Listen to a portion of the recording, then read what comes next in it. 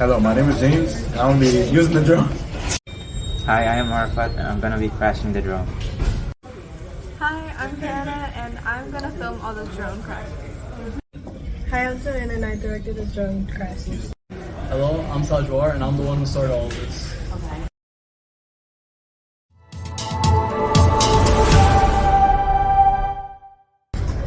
Good morning. We interrupt your regular program for an urgent public announcement about the recent waves of drone malfunction across the city.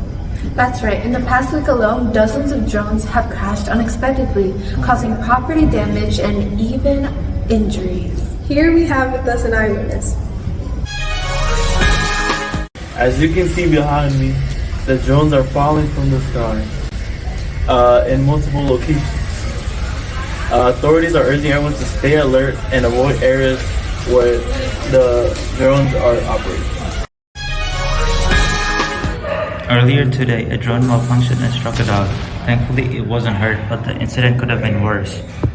If you own a drone, please do a test drive before launching it far. And if you see a drone malfunctioning, report it. Stay safe and stay tuned for more updates.